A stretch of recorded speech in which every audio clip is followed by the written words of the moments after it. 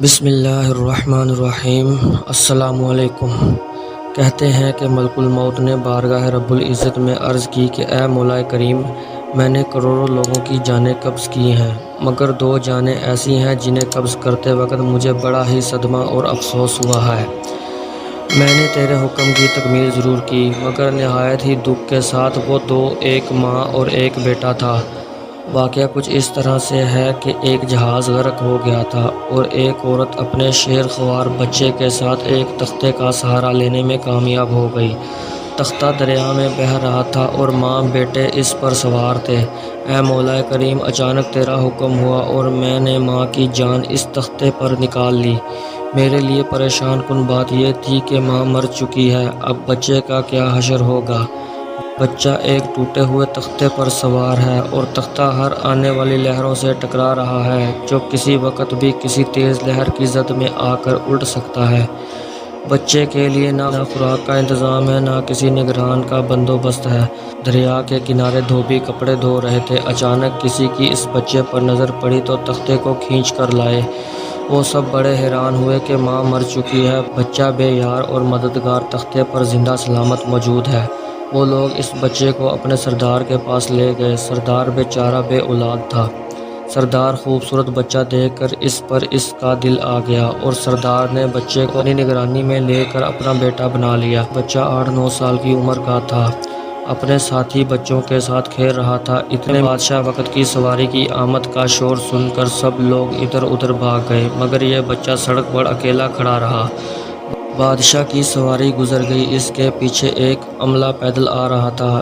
ان میں سے ایک سپاہی کو راستے میں سرمے کی ایک پڑیا ملی۔ اتفاق سے اس بچے کی نظر بہت کمزور تھی اور سرمے کی اسے بہت ضرورت تھی، لہٰذا اس نے وہ سرما بحفاظت اپنے پاس رکھ لیا۔ آنکھوں میں لگانے سے پہلے اسے خیال آیا کہ یہ سرما تکلیف نہ پہنچائے، لگانے سے پہلے کسی دوسرے شخص پر آزما لینا چاہیے۔ قریب ہی وہ بچہ کھڑا تھا، اس نے اس بچے پر آزمانا چاہا۔ بچے نے سرما اپنی آنکھوں میں لگا لیا، مگر جوں ہی سرما اپنی آنکھوں میں لگایا، اسے زمین کی تہہ میں موجود چیزیں بھی نظر آنے لگیں۔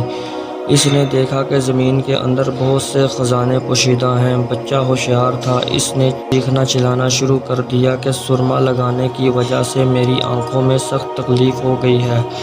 وہ لوگ سرمے کی پڑیا گرا کر چلے گئے۔ بچہ سرمے کی پڑیا اٹھا کر گھر پہنچا اور خوشی خوشی باپ کو سارا واقعہ سنایا۔ سردار بڑا ہی خوش ہوا۔ باپ نے کہا، ہمارے پاس آدمی بھی ہیں اور گدھے بھی ہیں، تم سرما لگاؤ، ہم تمہارے ساتھ چلتے ہیں، جہاں کہیں خزانہ پاؤ گے ہمیں بتاؤ، ہم نکال لیں گے۔ چنانچہ ایسا ہی ہوا۔ بچے کے بتانے پر وہ لوگ خزانہ نکالنے لگ گئے۔ تھوڑے ہی عرصے میں امیر بن گئے۔ بچہ جوان ہوا تو اس نے پر پرزے نکالنے شروع کیے۔ ان کے پاس دولت کی فراوانی ہو گئی۔ زمین کے تمام خزانے اس کی نظروں میں تھے۔ اس نے آہستہ آہستہ بہت سے آدمی اپنے ساتھ ملائے۔ اس کے بعد تمام سرداروں کو ادھر ادھر کر دیا اور خود سردار بن گیا۔ آخر نوبت یہاں تک آ پہنچی کہ اس نے بادشاہ کے ساتھ بھی ٹکر لے لی اور اسے بھی مغلوب کر کے خود بادشاہ بن گیا۔ اس بچے کا نام شداد تھا اور یہ وہی بچہ تھا جس کی ماں تختے پر ہی مر گئی تھی اور یہ اکیلا دریا کی لہروں کے ساتھ بہہ رہا تھا۔ کہتے ہیں کہ جب یہ برسر اقتدار آیا تو اس نے حکم دیا کہ ایک ایسا کمال درجے کا شہر آباد کیا جائے جس کی ایک اینٹ سونے کی ہو اور دوسری چاندی کی ہو۔ اس میں ایک عالیشان باغ ہو جس میں دنیا کی ہر چیز میسر ہو۔ جب وہ شہر ہر لحاظ سے مکمل ہو گیا تو شداد نے ارادہ کیا کہ جا کر اس شہر کا نظارہ کیا جائے۔ چنانچہ وہ شہر دیکھنے نکلا۔ ابھی وہ دروازے تک ہی پہنچا تھا کہ ملک الموت کو حکم ہوا اور اس نے وہیں اس کی روح قبض کر لی۔ اسے اتنا موقع بھی نہ دیا گیا کہ اپنا بے مثال باغ اور ایک نظر دیکھ سکتا۔ ملک الموت نے کہا کہ اے مولا کریم، اس شخص کی روح قبض کرتے وقت بھی مجھے نہایت ہی صدمہ پہنچا کہ وہ شخص ہر چیز کر کے اسے دیکھ بھی نہ سکا۔ اللہ تعالیٰ نے فرمایا، یہ وہی بچہ ہے جس کی ماں تختے پر مر گئی تھی اور اس پر تجھے ترس آیا تھا۔ اس بچے نے بڑے ہو کر نافرمانی کی، خدا کے حکم کی بغاوت کی اور سرکشی اختیار کر لی، مگر ہم نے اسے خود ساختہ جنت میں قدم رکھنے کی مہلت بھی نہ دی اور اسے باہر ہی ہلاک کر دیا۔